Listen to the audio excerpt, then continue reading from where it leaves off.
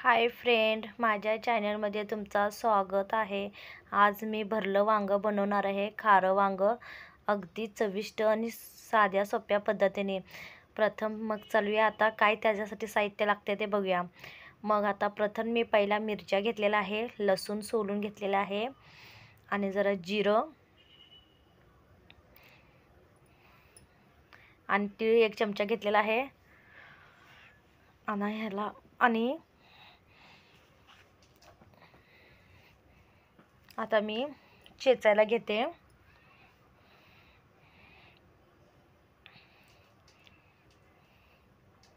खारं वांग्याला मिरची, लसूण, तीळ, जिरं घालून चांगलं पेस्ट करून घ्या, मिरचीचं आणि लसणाचं। आणि मग चला, मग हे काळं वांगं आणलेलं आहे बघा। आज खारं वांगं करणार आहे, काळ्या वांग्याचं। अगदी चमचमीत चमचमीत झणझणीत आणि चविष्ट करणार आहे खारं वांगं। मग आता हे वांगं मार्केटमधून आणलेलं आहे आणि हे बघा 4 फोड्या त्याच्या करत आहे। निम्म्यापर्यंत आपण कट करून घ्यायचं, पूर्ण घ्यायचं नाही।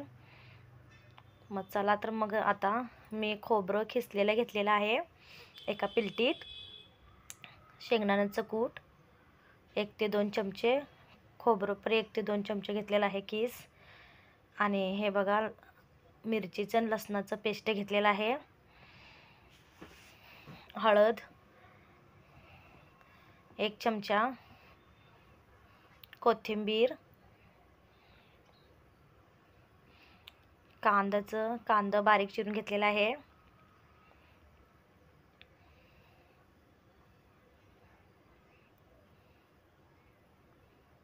चवीनुसार मीठ खारं वांग्यासाठी।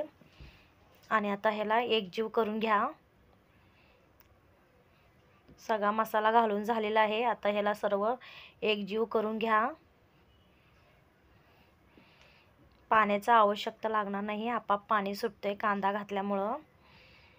आणि आता खारं वांगं करणार आहे भरलेलं, खूप साध्या सोप्या पद्धतीने। हे बघा आता वांग्यामध्ये वांगं स्वच्छ धुवून घेतलंय आणि आता वांगं मी त्या मसाला भरून घेत आहे। भाकरीसोबत, चपातीसोबत खूप भरलं वांगं म्हणजे खारं वांगं खूप छान लागते। चला तर मग आता माझं भरून झालेलं आहे वांगं मसाला। आणि आता कढईमध्ये गॅसवर कढई ठेवलेला आहे आणि 1 ते 2 चमचे तेल घालत आहे। थोडं मोहरी घालून घ्या, जिरं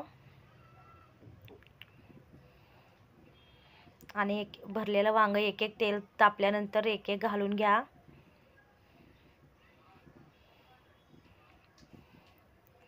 आता खालीवर चांगलं परतून घ्या। उरलेला मसाला पण घालून घ्या त्याच्यात। खारं वांगं अगदी झणझणीत चटपटीत चविष्ट खूप छान लागते, स्वादिष्ट सोप्या पद्धतीने तुम्हाला खारं वांगं बनवून दाखवत आहे। आणि थोडं मीठ लागलं तर घालून घ्या, मसाल्यात पण मी घातलेलं आहे। आणि थोडं हळद पण घालून घ्या, कारण की आपण खारं वांगं करणार आहे त्याच्यासाठी।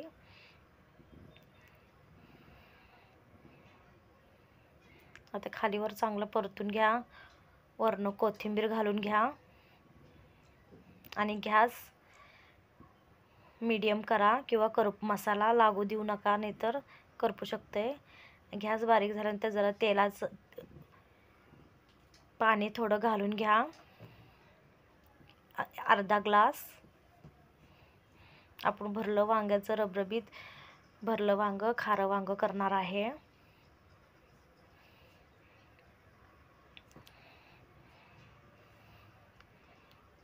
चला तर मग आता ह्याला गॅस बारीक करून चांगलं 10 ते 15 मिनिटात आपण ह्याला शिजायला ठेवूया वांग्याला, म्हणजे शिजूसपर्यंत त्याला 10 मिनटं बारीक गॅस करून ठेवूया।